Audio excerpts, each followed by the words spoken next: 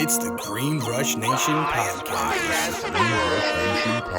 I just had the bluest dream that you've ever seen, and I can't believe that shit was green, cause it hit so clean, and my history is a mystery. I don't give a fuck, I just hit the tree on the 5th degree. We don't pit for free. If you don't got 5, shit, get up and leave. It's the Green Rush Nation podcast.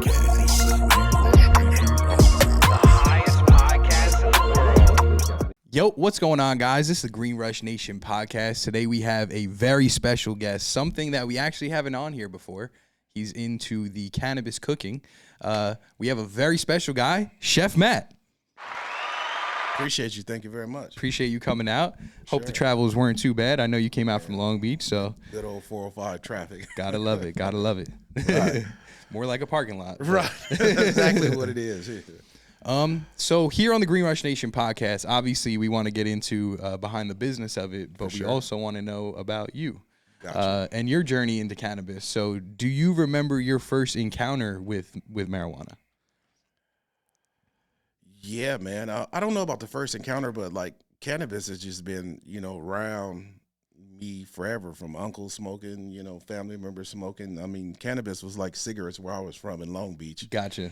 So it wasn't never really this big. So it was always just like a regular thing. It was just there, you smell it, go to somebody's house, smell it. It's just weed, if you know what I mean. Do you remember your first time smoking? Yeah, man. These are the days, probably 92, 93, when we were taking Philly blunts and kind of just taking them and getting everything out and stuffing them with weed. Okay. I'm talking about back when it was stress and it came in bricks and you had to break it down, take the stems out, take the black seeds out. Hopefully you find some black seeds so you can replant them yourself. Yeah. And kind of just stuff a Philly blunt. And, I go that far back, 92, 93. Okay, interesting. Cool to see that you were using the Phillies too, because I'm from New York, and Phillies back in the day were a huge thing. Yeah, huge. No, definitely. We went from Phillies to Sur Vegas to zigzags to, just a little bit of everything, if you know what I mean. Us out there, it was the Phillies, then the Dutch Masters took over. Yeah. I guess a lot of people like that they could take the leaf off and do the inner and 100%. Then gut it. So it was cool. Right. I'm not a Yankee fan, but the Yankees were good. So they won a lot of World Series. 100%. And it had me cracking up. I went to one of the parades, and some kid had a sign held up. He said, "In New York, we smoke Phillies." I get it. Yeah. Right. But yeah, so do you remember, like, getting high? Did you get high your first time you smoked? Yeah, man. I was stoned out of my mind, man. Okay, okay. Yeah, it was just like. Did you enjoy it? I think it was a shock the first time, just getting high, being, with a bunch of friends and all those piecing in, I think back then you can get like 3 $5 bags, for 10, the 3 for 10 deal on Elm Street, So, yeah, man, just piecing up, smoking a blunt, getting high out of our mind and just rapping and talking and shooting the shit, if you know what I mean. I know exactly what you mean. Yeah, it was definitely a good time. My first couple times, though, I didn't think I would be where I'm at today, especially because I didn't really enjoy it. It was it got me paranoid, like super paranoid. I saw ambulance lights. I was like, they're coming.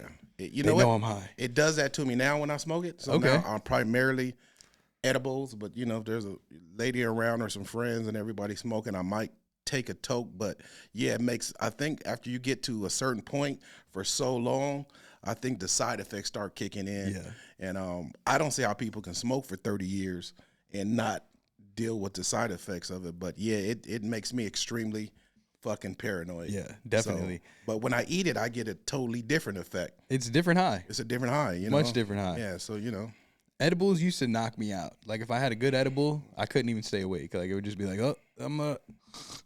Well, I think that used to happen because people really didn't understand milligrams and everybody was guessing. Yeah. And we're far past that now. Like everybody has a horrible edible story. For sure. Like as an edible brand, I spend more time trying to convince people that they're not going to have this horrible experience. Absolutely. I'm like, this is 10 milligrams. It's tested. I'm 100% positive it is what it is. Like I've had people walk up to me and give me edibles, and when they walk away, I'm like, do you want this? Yeah. Because if not, it's going in the trash because this shit ain't tested. I don't know if it's 100 milligrams. People are out to have the best hitting edible. Yeah. And I'm like, you're not finna knock me on my ass because I took a brownie one time. Dude, I think I was high for like 2 days. Yeah. And I was like, never again. So, you know, people stay walking up to me, Chef Matt, try my stuff. And I'm just like, yeah, when they walk away, I'm giving this shit away or it's going in the trash can. No, my body is precious. It definitely has that stigma though, because even like you just said, when you handed me the 10 milligrams, I was like, I don't know, should I? And you're like, it's only 10. I'm it's like, only 10. All right, 10 we could do 10. It's only 10, you know. Yeah. Be all right. Man, I do remember. You feeling it yet? I feel it a little bit. It's a nice mellow high, though. It's a nice mellow high. It's just gonna creep. It's just gonna creep and then level off. You know, it's not too much. Right, 100%. Glad to hear that. Just enough to be on a podcast. You know, versus my 100 milligrams I took this morning. Exactly. Yeah. But shit, I definitely remember my first time making edibles. Right. I went down the block, picked up a half ounce, put that shit in the oil, let it cook for like an hour. Yeah. Then it was to it, you know, same thing. We made brownies. Yeah. And I think we all had a similar experience. You know, we all kind of ventured off into a different part of the house. And he's like, bro, I couldn't even move. And I'm like, bro, Right. I was like tripping almost. I was like, felt like I was going into this painting, bro. I'm like, what is happening? Is this weed? Like, but I knew it was because we made it, you know? But I was like, wow. So I had an uncle Kurt that used to grow. And when we would go camping and stuff, I would notice him and his buddies throwing like the leaves and the trim and stuff in their barbecue sauce and just letting it simmer. So one day, one of my buddies was having a pool party, and you know, my uncle used to give me trash bags of weed. So I threw some of the barbecue sauce and let it simmer, and everybody thought I was crazy because we didn't strain it or nothing. I'll just chew the leaves and everything, up, you know, and about an hour later, everybody was sleepy as fuck. That's great. And that's when it was like, okay, this shit did work. And then I was like on a Saturday, and then Monday it was a talk of the town. And then I kind of start, you know, making edibles. And it just kind of been in my blood ever since. And then it's funny that I ended up becoming a chef, you know, getting a culinary degree and a degree in science and going that way. So it's kind of been like serendipity because it's just like two things I love. Absolutely. You know, if I could find a way to put sex into it. Right? You know there you go. The two things I love, I was able to put them together, and it's a great thing, if you know what I mean. And if you could wake up and do something that you love every day, that's even better. It don't feel like work. Yeah, it definitely doesn't. 100%. You know? Speaking of that, though, when you did get into the culinary world, did you get into it in mind that you were going to infuse, or you kind of were just like, I like to cook, I'm just going to learn how to cook? You know what? I just like to cook. I love the science behind it. I love the creativity behind it. You know, I tell people it's almost like being an artist. You know, when you're creating food, you get to, you know, create these things. And I took a job overseas for the Hyatt, you know, running their multi-million-dollar restaurants. Okay. And when I came back, I think it was like 2012, I ran into a buddy named Matt. His parents had this real small flower shop on 7th Street. And while I was gone, we would communicate. And he was like, hey, man, you know, sold my flower shop. I'm up in the mountains near Magic Mountain growing. So, you know, I would just keep in contact with him. You know, I would, hey, send my mom some roses. Hey, send my grandmother some roses. And then one day he was like, I'm growing now. So when I came back, I hit him up and said, hey, man, I'm going to be back in the States in a few weeks. So he showed up at my parents' house with a trash bag full of cannabis. And he was like, what's next? I'm like, man, I'm about to go to Dubai, open up another restaurant for the Hyatt. I'm not staying in California. Like, I'm seeing the world, you know? And like I said, he brought me a trash bag full of cannabis, and I started making stuff. And then what happened was I would get double booked all the time. I would have to turn down something. And my mom was like, why don't you sell the stuff you're using so anybody can do it? And a light bulb went off. And I started a company called Ganji Eats. And that's when I was making like ranch from scratch, you know, salad dressings, jalapeno peppers. Sick. I was just making coffee creamers. I was just making everything, putting it in glass pint jars, putting a label on it, hitting like the taco chefs, like in you know, Riverside counties, the bake sale, the terp show. So like I really hit like all the black market sessions, and that's kind of how I grew my following. And you know, it's been 10 years plus, and I'm still around, if you know what I mean. Beautiful. And when you started making it, what was your process like in the beginning? I'm sure it's changed a bunch. It was old school. It was basically just simmer the trim, you know, and then distillate came around, and I did. But I never really liked it, the high from the distillate, because to me, it was like sticking your finger in an electrical socket and being electrocuted. Yeah. And then a lot of times it was stripped of the terpenes. So to me, I compared it a distillate high is like going 100 miles per hour with no steering wheel. I just didn't like it. Yeah. You know, so I just had to find a way, you know, and then the traditional way was just too time consuming. Of course. And then always trying to get the dosing right. It's like, if just say your recipe was 2 ounces to a gallon of olive oil. Well, you can get it from the same grower every time, but the THC level is going to be different every time. So it's always going to be hard to standardize a recipe, because then all you can do is test it when you're done. And then if it's over, add more oil to dilute it or hit it with some more. But it was like, there has to be a better and more consistent way. Yeah. And at that time, it was a real sweet lady named Sherry, Cannabis Sherry. And she had like a dosing guide, which just said like, hey, if you use this much to this much, this should be your result. But it was always a guesstimate. And I was like, I have to be able to tell people what they're putting in their body, because a lot of my customers at the time were kids and elderly people who kids had autism and couldn't take them places, or, you know, had behavioral issues, or somebody, mom or grandmother, don't have an appetite. They want to give her some cannabis, so then she's ready to eat again in a few hours. So it was like, I really got to be able to tell people when I'm giving them, because one bad trip could like almost turn them off. So, absolutely. You know, and then it just the science geek in me was like, I really want to fucking know what I'm doing. Absolutely. So, you know, that's how I ended up there. So how long did it take you to dial that like formula in? Man, it was just, you know, it was just meeting people and really talking to people, man. And I ran into this guy named Roger. And I was like, dude, if I could ever just like get like a powder or something water soluble, and he was like, it's coming. And then he circled back to me when he got it. And in the beginning, it was really, really bitter. So I had to use bitter blockers, add too much salt or too much sugar. Gotcha. And it was just changing the original recipe too much. So I just said, hey, man, you got to go back to the drawing board. So, you know, after a year or two of going back to the drawing board, in my opinion, it's the best nano powder on the market, because the flavor profile is so minimal. Yeah. Like, there's always going to be some level of bitterness. You know, it says tasteless, of course, for the most part, which it is, but it's a foreign object you put in your body. Yeah. So there's going to be some kind of taste. Anytime you eat an edible, you could kind of tell. Right. And I want you to be able to tell. So if somebody gives you something, you know, not much that could happen to you, but I never want nobody to eat nothing on accident and get tested at work. Of course. And, you know, so I've always just been like real considerate, because there was something in the newspaper where a lady was doing CBD edibles for years, and she was a school teacher. She got tested. Now, the THC level was so low, but over a prolonged amount of time, it was in her system. Stayed in her body. She's in her 50s. She lost her job. That's crazy. So it was just like, man, we got to figure this shit out. Yeah, absolutely. You know? And with the edibles, I mean, shit. It's tough, you know, because like you were saying, the dosage. But so how were you able to get that down? Obviously, you mentioned the nano powder. Right. Not everyone, I think, knows what that is. So if you want to just explain that a little bit. So you know, the nano technology, or the nano powder, is where they just take it and they convert it to a water soluble powder.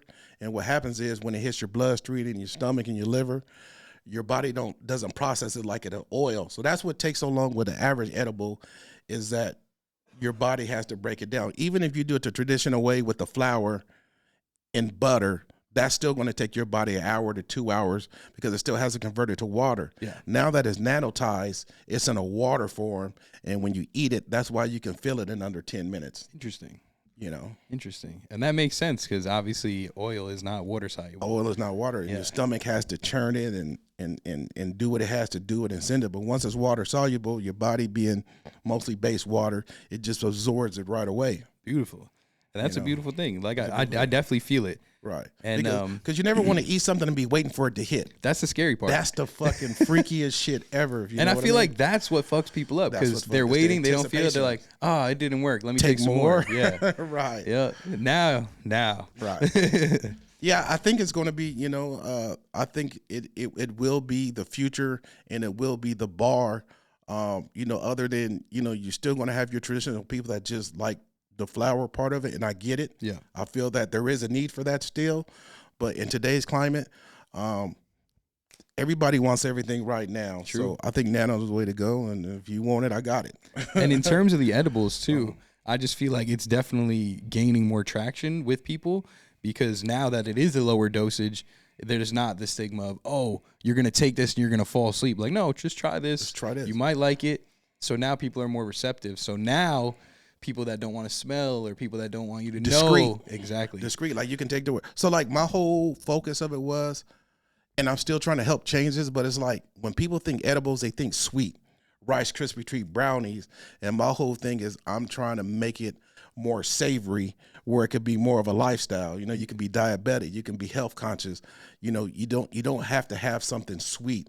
And so my whole fight and concept of it is to have products that you can use in an everyday lifestyle. Your health. I got the olive oil. Yeah. I got the honey. I got the barbecue sauce. I got the hot sauce.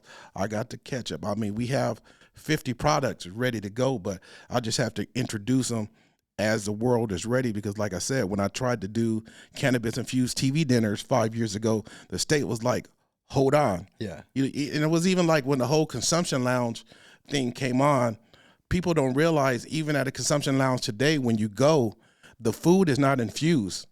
All you're doing is buying a vape pen and smoking at the table, but the food not as infused. When I did my consumption sounds license, I was like, no, we're putting the weed in the food. Ain't that what it's for? They was like, no. And I was like, well, you're confusing me. Yeah.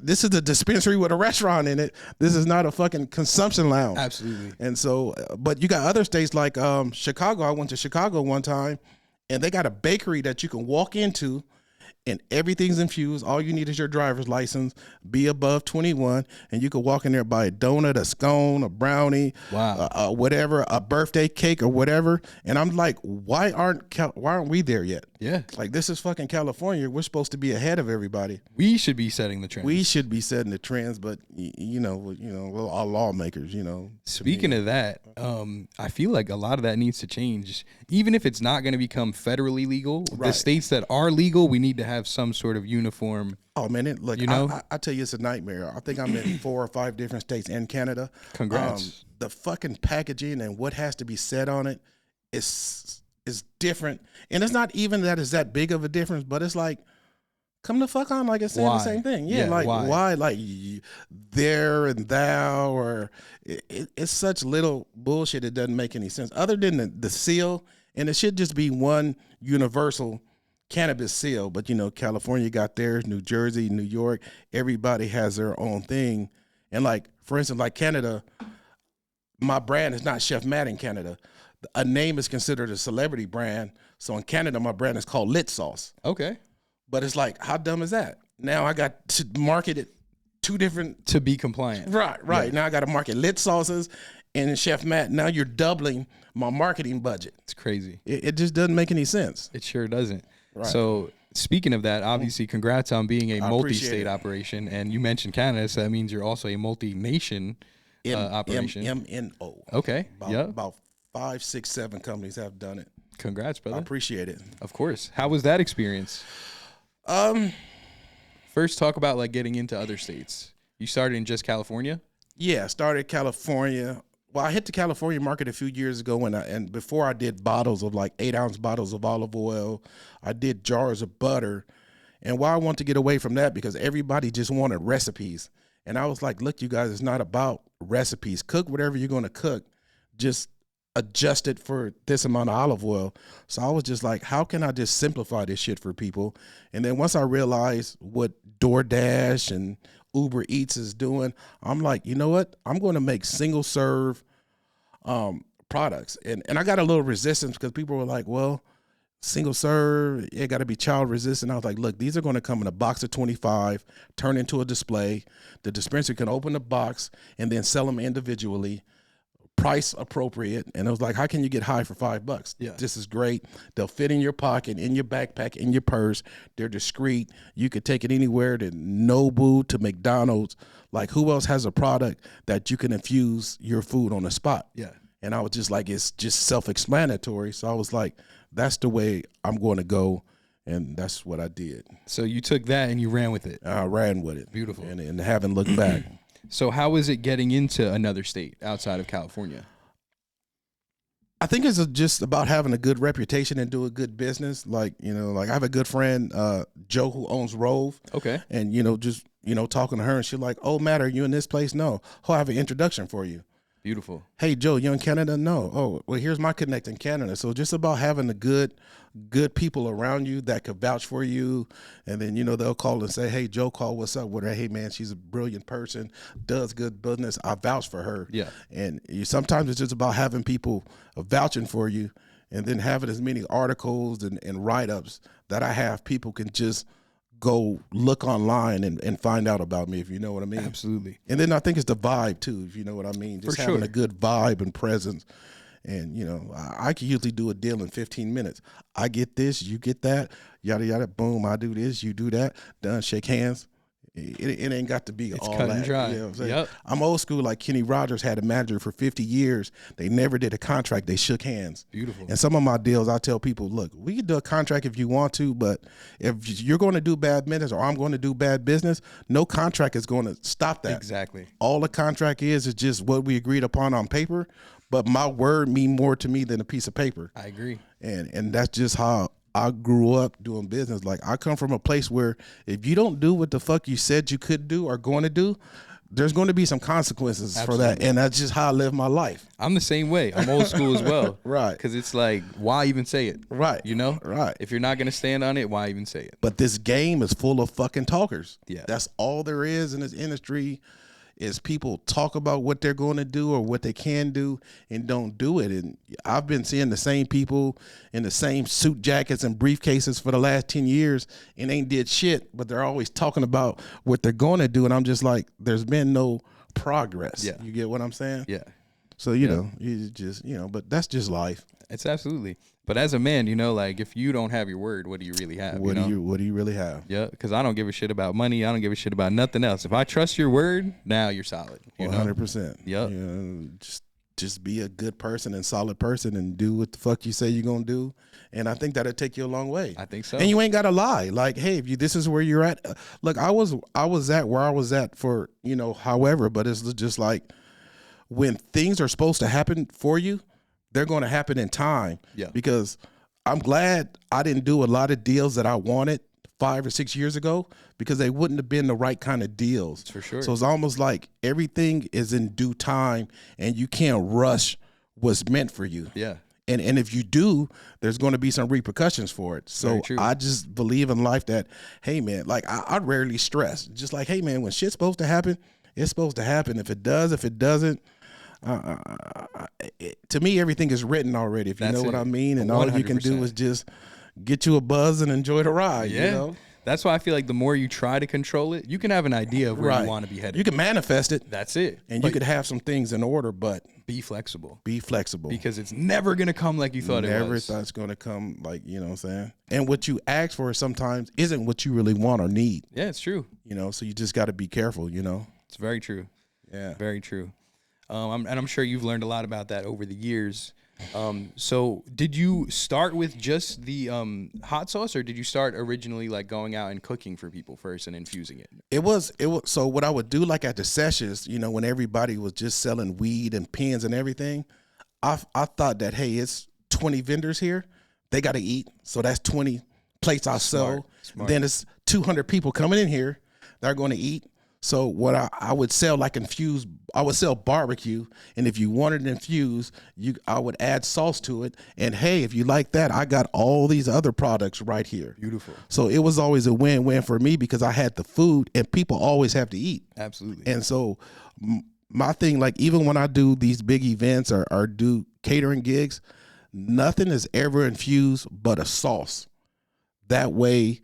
Even if we were doing a dinner right now and I invited you guys to dinner and say you bring your girl and she don't smoke, well, that don't mean you don't bring her. Of course. We just not going to put no infusion on her plate. I like that. And, a lot of times people just, and then it was like, I've seen people infuse everything on the plate. And I'm just like, there's no need to infuse everything on the plate. Yeah. Pick one thing, infuse it, and keep it pushing. And I've seen and heard horror stories to people passing out. Because they got so damn high. The so-called cannabis chef, which is a term I don't like to use, but he's making that they're making that shit at home and giving it to people and guessing the milligrams, and their milligrams is off. Yeah. So, just. That's scary, man. Imagine you having a dinner party and all of a sudden everybody's just passed out. Yeah, bro. They'll call me and they'll get a price and they'll be like, whoa. And I'll be like, well, you got to remember, I was an ACF certified chef, ran multi-million-dollar restaurants. So I'm already high. Yeah. And then you want me to add cannabis to it and accurately dosed and top-notch cannabis and stuff that I'm doing to it, it's going to cost you. Absolutely. I can't, sorry. You can go give him $1,500. Yeah. But it's not me, you know. That's good. You got to stand on your quality and know. Yeah. Yeah. Because that's keeping the integrity. You got to know when to say no. Absolutely. 100%. So what's been one of like your favorite or maybe craziest like foods that you've infused? I infused some gumbo one time. I thought that was pretty, creative. Okay. But yeah, I mean, honestly, man, I haven't found anything I can't infuse. Like I infused water. You had a shot of my coconut water. Yep. I mean, I haven't found anything that I can't infuse other than a piece of fruit. Absolutely. But in reality, I can soak the fruit in something. So, there you go. But I just haven't found anything that I can't infuse. So it's sky's the limit. Okay. When the laws get a little bit not as strict, I'm gonna flood the market. Like my goal is to have a pantry full of products. Beautiful. Like, from bread to seasoning, salt, pepper. I mean, anything, cake mix, brownie mix. I mean, anything you could think of, we can produce it. We just having to wait for the game to catch up. Like I've always been ahead, but it's always been, I got to slow down and wait for the industry and the laws to catch up. Of course. You know. And I have been told that you've been known to infuse like some crazy wild meats as well. You go hunting for them yourself? Yeah, well, a lot of the exotic meat I order. Me and my buddy Clay, he lives in Mississippi. He into wild meat too. He gets a lot of wild meat and goes and does a lot of exotic hunts. And a lot of that I don't infuse just because it's already a novelty of its own. But sometimes I might infuse a sauce on the side for friends. But yeah, man, I've been cooking for so long. I kind of just got tired with just the regular stuff, and I was like, hey man, what can I do different? And then I dove into exotic meats and, found a couple people online that had a lot of different companies that sold exotic meat. And that's just another whole path that I went down. And that's really a passion of mine, from like zebra, bear, snake. What's some of your favorite raccoon. exotic meat, just non-infused? Bear, zebra. I don't think I've ever raccoon, had bear or zebra. Raccoon. Camel. Camel. I mean, I got so much shit in my freezers at my office. It's a fucking zoo. Camel. That's crazy. I've never heard anyone eating that here, at least. Oh yeah. Man, next time I come back, I'll bring you some shit. Or Okay. you guys come to my office. Absolutely. And I've got a full kitchen, and we just fuck around and eat, man, and good vibes, Honestly, I think it'd be cool if we got some cooking content. 100%. When I told them you were coming, they're like, damn, is he going to bring like some stuff he could cook live? I was like, we'll figure it out. I started to ask, but it was just such last second, Of course. for the flight to the East Coast on Friday. So just getting everything I got to get done. I'm going to be gone for like a damn near whole month of April. Yep. It was just like, damn, do I have time to do something? Absolutely. I didn't, we didn't discuss how long the podcast was, but I course. was just like, I'll double back and do it. And I got some content I can send you that you can just insert it. Absolutely. So it works out. Speaking of the content, though, I did read that a lot of your marketing is word of mouth. So it's just organically spreading, which is the best way you can.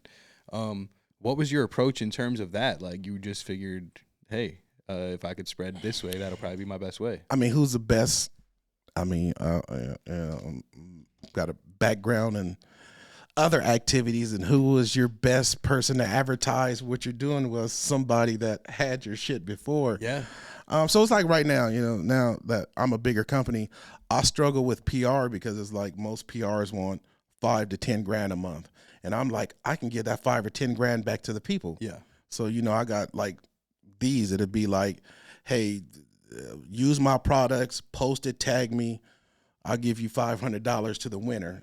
So I'd rather do a lot of contests that empowers the people, because I feel like people need the money just as much as these big companies do. And I just feel like the customer is the best person, to do your product word of mouth. And who would you not trust if your friend said, hey man, hey, I got this sauce, you'll love it, here, try this in it. That's better than reading any article or seeing any commercial somebody vouches for. So I just have some, traditional, or people say I'm hard-headed, but I just want to do shit differently, man. I think that most of these large, like my company is like 1 to 2 to 3 people. I mean, I got my right hand, Sasha. I got my dad doing the finances, and then it's me. Sasha helps me with the packaging, but like all the ideas and all this stuff is like all me. So it's almost like it's just like I have to take 100,000 and make it look like $1 million. When you got the big companies that got $1 million and they spend it to make it look like 100,000, I have to maximize everything, and I'd rather spend that money with the people than versus giving it to somebody to do a whole lot of fluffy shit. It makes sense. And honestly, when you grow slow, that's the best. Because then, like you said, you build a solid foundation. You don't have a bad rep. Now, everyone that knows you, you're just good. 100%. And so by the time you do blow, you're ready to go. And can't nobody say they gave it to you. Can't nobody take it away from you. You kind of earned your fan base and your customers the hard way, and they're loyal to you. Absolutely. And if you give them free stuff, like you said, for the giveaways, they're always going to remember you. It's damn laws. You can't give away free shit. You can't give away free cannabis. That's hard. But what you can do is just like $1. $1 or a penny. When you sell into the distro or whatever, you can tell the dispensary, hey, you buy couple boxes, I give you a box, and hey, here's a deal, sell it for a penny or sell it for $1. I'll give it to you for a penny. Hey, so if they buy one hot sauce, they can get another one for $1. But half the time you can't trust the dispensaries because they're gonna sell the shit at full price anyway. So you sell don't. True. But I'm real big on events. So I try to partner with companies that I like to do a quarterly event, like once every 3 months. I like to do an event. I did my first annual Chef Matt picnic in Long Beach at a park last year. This year going to be the second, and I just had about 300 people, come out. Like I say, hey, if you don't indulge, no big deal, and if you do, you do. Again, the food is free, all the food you can eat, and hey, I got some sauce packets on the side if you should want to indulge. Absolutely. Grab you a handful, take some home, bring your kids, playground jumpers, DJ. All stuff for the kids and all that, and so. And when is that going to be? That's going to be in August. Okay. I'll circle back for you before then and get a date. Would love to have you guys come out and do that. Definitely. And I would love to have you come out and do some live stuff, just because I feel like customers and regular cannabis users will never get a chance to be on a podcast. So imagine if you there and you got 50 people online that just want to get on here and talk for 5 minutes. True. It's very true. And having somebody jump on for 5 minutes and say, I love Chef Matt sauce. This is why, this is how it makes me feel. Yeah. That's my commercial. Absolutely. And I feel like this is the way of the world. Real shit. Because when you sit down and you can just have a conversation with someone, that's like, people want to see that. Because now people know you as Chef Matt. They can connect with you on, I fuck with how he did that or how he did that, And I try to be really hands-on, that's why I love doing events, because people can reach out and touch you, take pictures with you, talk to you. I answer all my own DMs. I respond to everybody.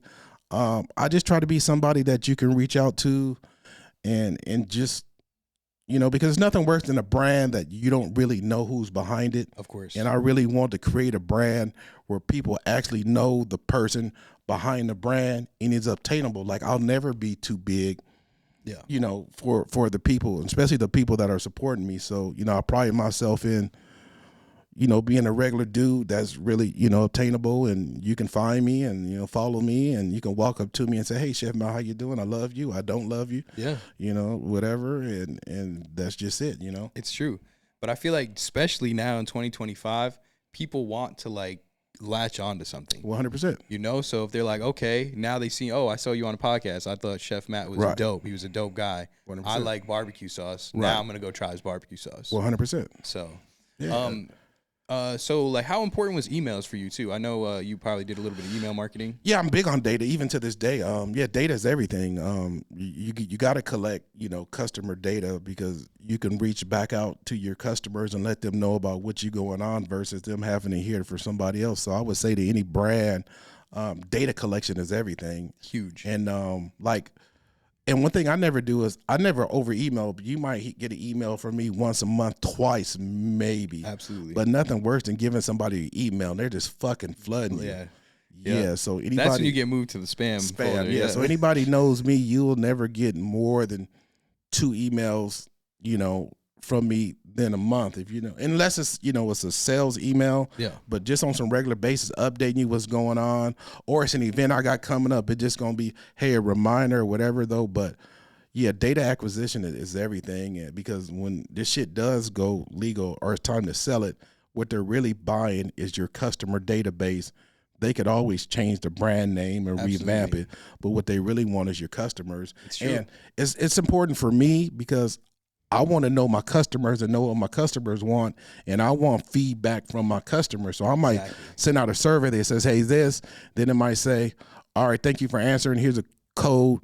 Go to a dispensary and give them this code, or hey, pull up on me here, a pop up or something. Absolutely. And get something in return. So, you just try to just be unorthodox. Yeah, and I think what people don't realize when it comes to that data, you can really see what's working. What did I do this day that made this many people buy, Right. So I feel like it's very important.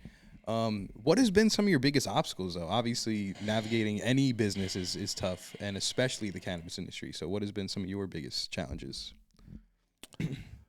I don't really want to say there's really been like a lot of challenges, because in life, there's always going to be challenges and stuff.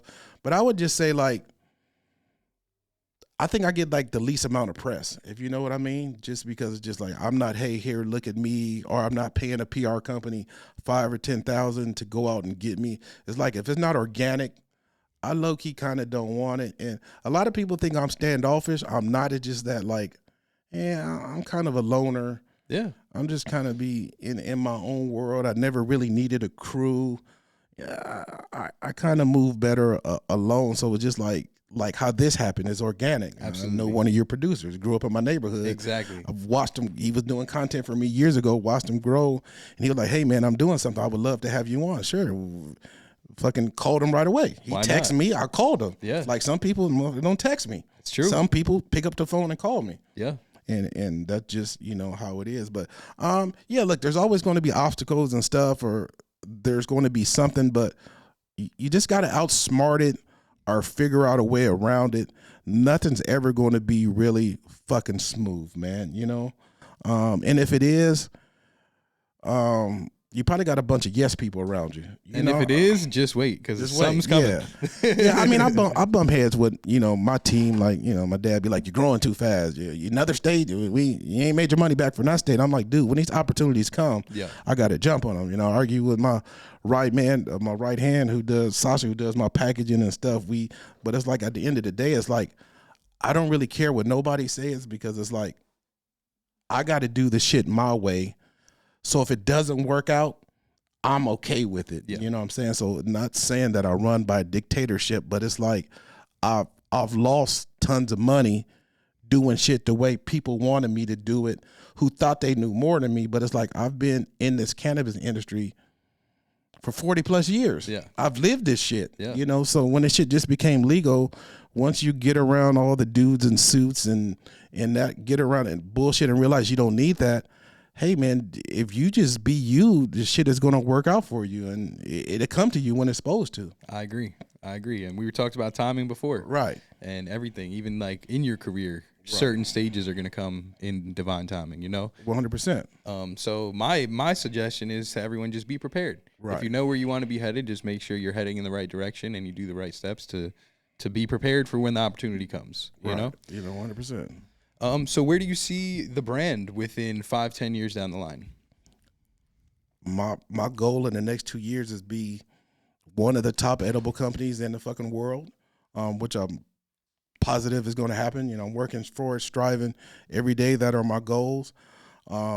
Be in every state, and just, again, it's at the mercy of the laws, because, again, I'm so far ahead of everything. Yeah. I have to wait. Some states we can do ice cream. Some states we can't. Some states I can sell a dry cookie mix that's infused. Some states say, no, you can't. We don't want the customer. So it's just like, once they fucking have a definite or standardized shit, I'll know where I can go. But until then, this state might have this and I can't have it in this state. Now that state is mad at me because the people want this, and then it makes marketing hard because now I have to market this here, this name here, this product here. So the industry and the lawmakers have to understand that they just kind of have to like level the playing field. Absolutely. If you know what I mean. Yeah. No, it's got to be a standard across, especially at least here. Right. But if I'm not mistaken, did you get into Thailand at all?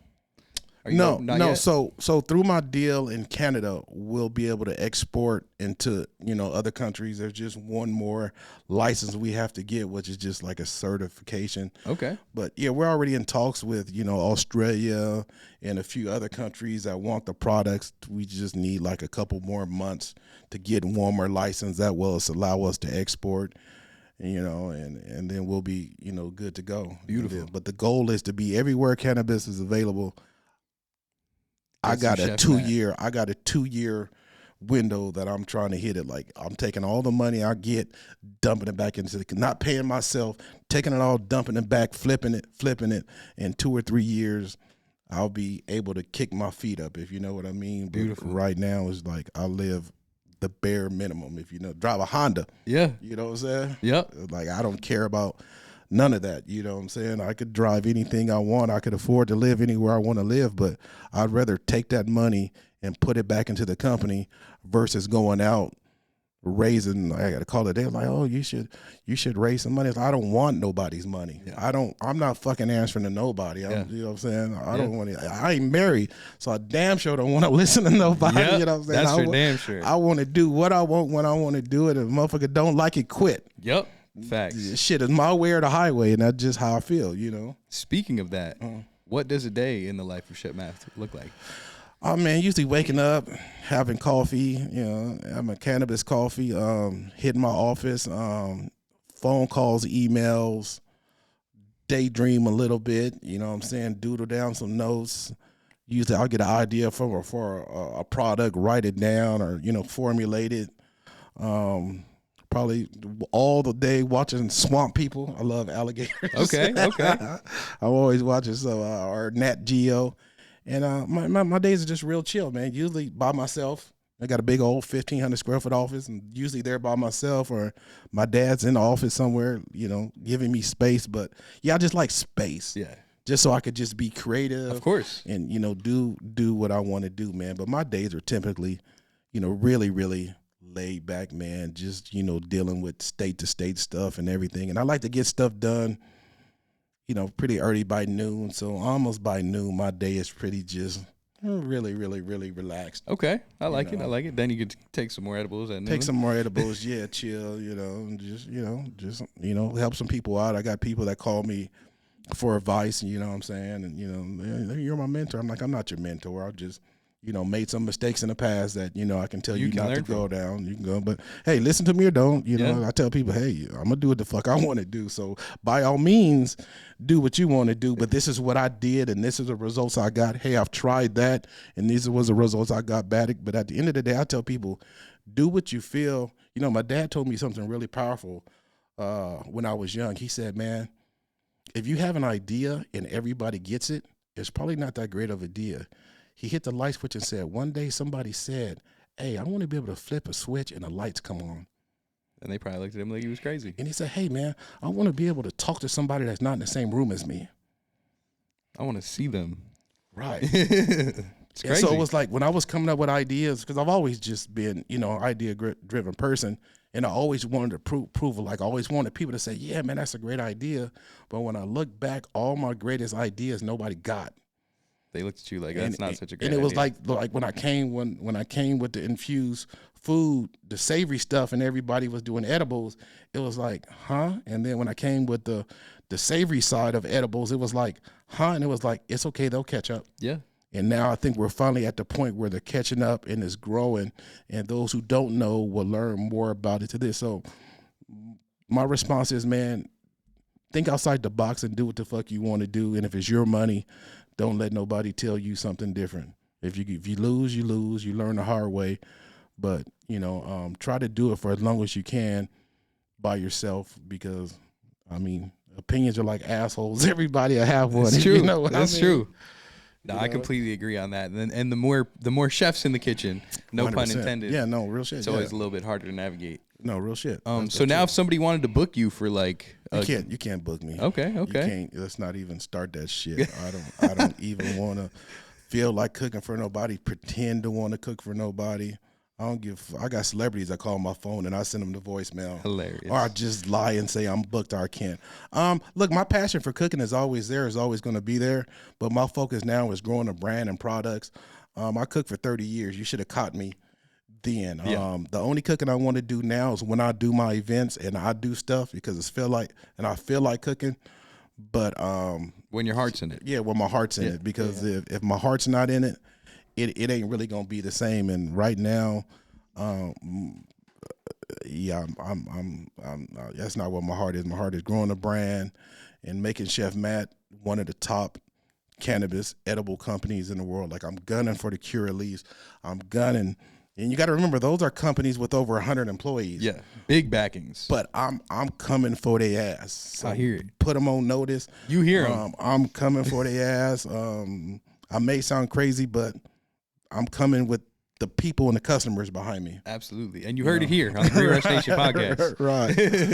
Right. So where can the people find the product if they did want to buy? It'll be, these new products will be in California dispensaries at the end of the month. They hit the New Jersey market next week, New York later this month, Canada next month. So yeah, like within the next 30 to 60 days, you'll be able to pick them up in most places. I'm talking to a company in Arizona, Detroit. I'll probably be in another 5 states by the end of the year. By the time we talk again, it'll be another. I'll probably walk in here with security and assistance next time you see me. I got you. But yeah, they'll be available, and people know, just, people can DM me and I give them sauces. Got you. You want to shout out your Instagram real quick where they can find you? Yeah, Chef Matt 2.0.